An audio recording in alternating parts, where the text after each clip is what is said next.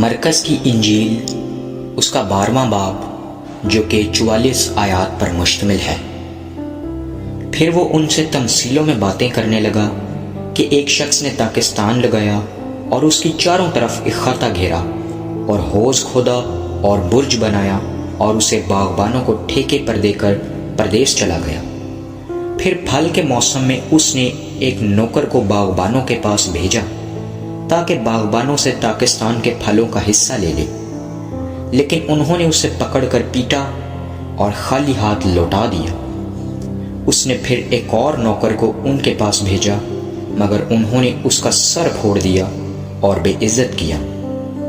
پھر اس نے ایک اور کو بھیجا، انہوں نے اسے قتل کیا۔ پھر اور بوتھیروں کو بھیجا، انہوں نے ان میں سے بعض کو پیٹا اور بعض کو قتل کیا۔ اب ایک باقی تھا جو اس کا پیارا بیٹا تھا۔ اس نے آخر اسے ان کے پاس یہ کہہ کر بھیجا کہ وہ میرے بیٹے کا تو لحاظ کریں گے، لیکن ان باغبانوں نے آپس میں کہا، یہی وارث ہے، آؤ اسے قتل کر ڈالیں، میراث ہماری ہو جائے گی۔ پس انہوں نے اسے پکڑ کر قتل کیا اور طاقستان کے باہر پھینک دیا۔ اب طاقستان کا مالک کیا کرے گا؟ وہ آئے گا اور ان باغبانوں کو ہلاک کر کے طاقستان اوروں کو دے دے گا۔ کیا تم نے یہ نوشتہ بھی نہیں پڑھا کہ جس پتھر کو میموروں نے رد کیا وہی کونے کے سرے کا پتھر ہو گیا؟ یہ خداوند کی طرف سے ہوا اور ہماری نظر میں عجیب ہے۔ اس پر وہ اسے پکڑنے کی کوشش کرنے لگے، مگر لوگوں سے ڈرے کیونکہ وہ سمجھ گئے تھے کہ اس نے یہ تمثیل انہی پر کہی۔ پس وہ اسے چھوڑ کر چلے گئے۔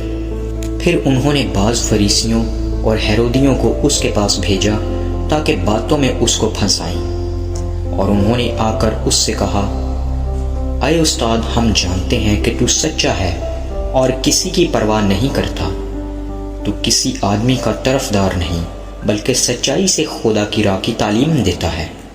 پس کیسر کو جزیہ دینا روا ہے یا نہیں؟ ہم دیں یا نہ دیں؟ اس نے ان کی ریاکاری معلوم کر کے ان سے کہا، تم مجھے کیوں آزماتے ہو؟ میرے پاس ایک دینار لاؤ کہ میں دیکھوں۔ وہ لے آئے۔ اس نے ان سے کہا، یہ صورت اور نام کس کا ہے؟ انہوں نے اس سے کہا، کیسر کا۔ یسوع نے ان سے کہا، جو کیسر کا ہے کیسر کو، اور جو خدا کا ہے خدا کو ادا کرو۔ وہ اس پر بڑا تعجب کرنے لگے۔ پھر صدوقیوں نے، جو کہتے ہیں کہ قیامت نہیں ہوگی، اس کے پاس آ کر اس سے یہ سوال کیا کہ اے استاد، ہمارے لیے موسیٰ نے یہ لکھا ہے کہ اگر کسی کا بھائی بے اولاد مر جائے اور اس کی بیوی رہ جائے تو اس کا بھائی اس کی بیوی کو لے لے تاکہ اپنے بھائی کے لیے نسل پیدا کرے۔ 7 بھائی تھے، پہلے نے بیوی کی اور بے اولاد مر گیا، دوسرے نے اسے لیا اور بے اولاد مر گیا، اور اسی طرح تیسرے نے، یہاں تک کہ 7 بے اولاد مر گئے۔ سب کے بعد وہ عورت بھی مر گئی۔ قیامت میں یہ ان میں سے کس کی بیوی ہوگی، کیونکہ وہ 7 کی بیوی بنی تھی؟ یسوع نے ان سے کہا، کیا تم اس سبب سے گمراہ نہیں ہو کہ نہ کتاب مقدس کو جانتے ہو نہ خدا کی قدرت کو؟ کیونکہ جب لوگ مردوں میں سے جی اٹھیں گے تو ان میں بیاہ شادی نہ ہوگی بلکہ آسمان پر فرشتوں کی مانند ہوں گے۔ مگر اس بارے میں کہ مردے جی اٹھتے ہیں، کیا تم نے موسیٰ کی کتاب میں جھاڑی کے ذکر میں نہیں پڑھا کہ خدا نے اس سے کہا کہ میں ابراہیم کا خدا اور اسحاق کا خدا اور یعقوب کا خدا ہوں؟ وہ تو مردوں کا خدا نہیں بلکہ زندوں کا ہے۔ پس تم بڑے گمراہ ہو۔ اور فقیہوں میں سے ایک نے ان کو بحث کرتے سن کر جان لیا کہ اس نے ان کو خوب جواب دیا ہے۔ وہ پاس آیا اور اس سے پوچھا کہ سب حکموں میں اول کون سا ہے؟ یسوع نے جواب دیا کہ اول یہ ہے، اے اسرائیل سن، خداوند ہمارا خدا ایک ہی خداوند ہے، اور تو خداوند اپنے خدا سے اپنے سارے دل اور اپنی ساری جان اور اپنی ساری عقل اور اپنی ساری طاقت سے محبت رکھ۔